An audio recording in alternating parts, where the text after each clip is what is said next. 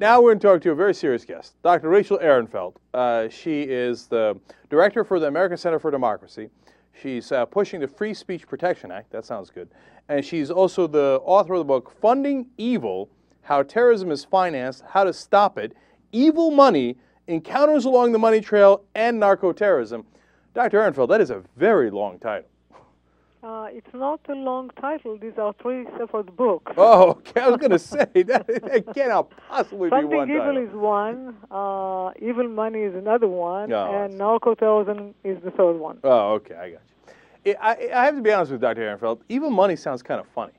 I mean, like, how does money get to be evil? How does money get to be evil? Money gets to be evil when it is used or gained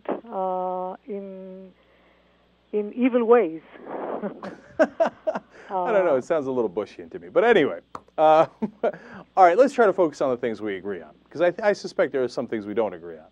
Mm-hmm. Tell me what the Free Speech Protection Act is.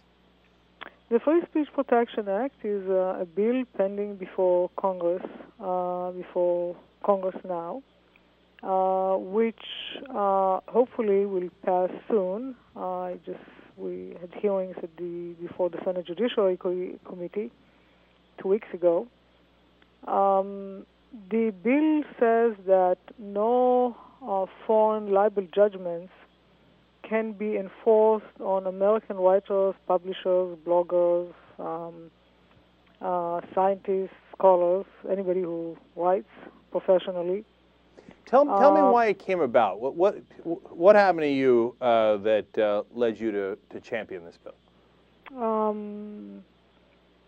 I have written the last book that I've written, Funding Evil, How Terrorism is Financed and How to Stop It, just came out in the U.S., and a Saudi billionaire apparently bought a few copies of the book in order to be able to sue me in England, where libel laws are different. Well, every country has different libel laws in the United States. The United States is the only country where free expression is protected better than anywhere else.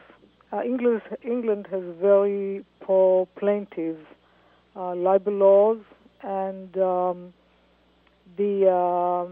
they have something which allows also for libel tourism, meaning a Saudi who actually at that time did not live in England, though he had residences and previous businesses in England, sued me, a person who lives in New York, for a book that was not published in England, was not selling in England, was not marketed in England, because he claimed that I defamed him. I said that he funded Al-Qaeda and other terrorist organizations, which he did. So he bought it with some of his evil money and then sued you. Yeah. He won, though, right? He got what? Well, he didn't win. Uh-huh. He won technically by default. I decided not to acknowledge the British court, uh-huh, because I didn't see any reason to stand in trial in a court where my free speech rights are limited. No, I hear you. I'm an American citizen, and if he is an international businessman, if he claimed that I defamed him, he should come to the United States and sue me here. Well, so what happens with that judgment? Because he got a $250,000 judgment against you. If you go to England, are they going to lock you up and be like, all right, give me $250,000? Well, I will be probably seized, and yeah, I will be asked to pay the money. But that's crazy. Well, it is crazy, but even more, not less crazy, is the fact that the judge in England ordered me from England to do all kinds of things in the United States, and it was also requested that I will destroy all copies of the book in the United States so that they will not somehow find their way to England. That's so absurd. That's awesome. All right, so I mean, theoretically, they could sue you wherever they like, right? I mean, they could sue you in the United Arab Emirates and say, "Oh, yeah, she libeled me here too." Sure. I got a copy of her book through Amazon. Actually, when he died, Ben Mahfouz died. The Saudi billionaire died last summer, and the Saudi newspapers, writing about his death, pointed out that it was like his biggest achievement was to sue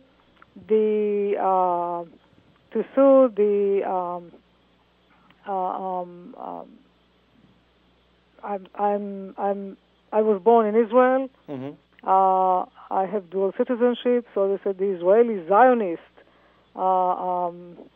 who blamed him for funding terrorism, but he won the case against me in England. Well, he didn't win anything.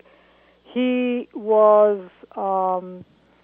documented as funding Al-Qaeda by at least 40 publishers and writers, many of whom Americans, many of whom... Dr. Ehrenfeld, if I don't want to go to the substance of it, because we don't have enough time, although okay. That's a really interesting topic.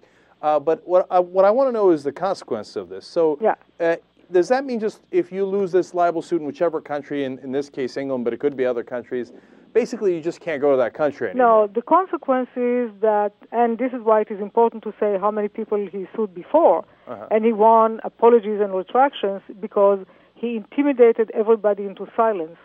And the American public does not know and is not exposed, in other Western countries as well, into how radical Muslim terrorists are being funded or any other terrorists, but especially, particularly, radical Muslim terrorists because of even one person's activity, because it is so expensive to go and try to defend yourself there, and you are a loser from the get-go because the libel laws are against you, that it caused the intimidation and self-censorship of the media in the West.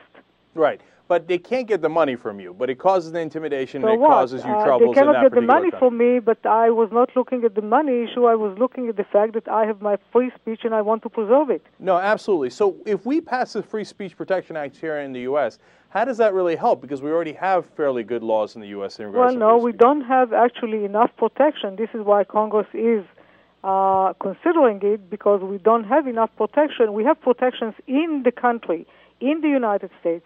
We don't have protections from outside the country, and we want to encourage the free speech and free reporting on our enemies' activities, America's enemies, so freely that nobody from the outside can actually limit our free speech. But this does not apply only for terrorism. Likewise, people who write scientific or say something in scientific conferences about criticizing somebody's medical device can be sued also in a different country, and so we will not be able to find out that some medical devices are faulty. No, Dr. Ehrenfeld, it applies to a ton of things. It could apply to if I write a book about religion, and in Germany you can't criticize religion. Well, absolutely. And then they're going to sue me in Germany, and then all of a sudden I can't go to Dusseldorf anymore. But it's not that you cannot go there. The fact is that not only you, but other people will not be able to criticize any religion anywhere. Because they will be intimidated by the fact that they can be sued elsewhere. Now, but again, last thing here, before we run out of time. If we pass a Free Speech Protection Act, how does that affect Germany that still has its own laws? How does it affect England that still has its own libel laws? It does not affect Germany and England directly, although there are now calls to change laws, the libel laws in England and also in Europe through the European Union.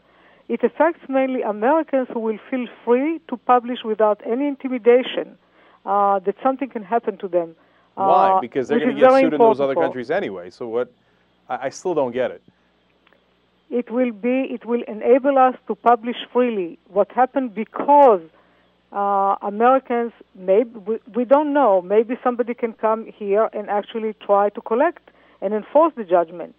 And if that happens... Oh, I see. So this prevents them from enforcing the judgment in the U.S. enforcing the judgment, yes. Okay. All right. That makes sense. All right. And, we'll have to discuss, the contents of some of your books on another day, and that might be a very interesting conversation. But on this Free Speech Protection Act, I'm 100% with you. I think that Thank makes you a lot very of much. sense. So I'm glad. You should be. Okay, good. And the book is called Funding Evil. And Dr. Ehrenfeld, thank you so much for joining us. We really appreciate it. Thank you for having me. All right. Bye. We'll be right back.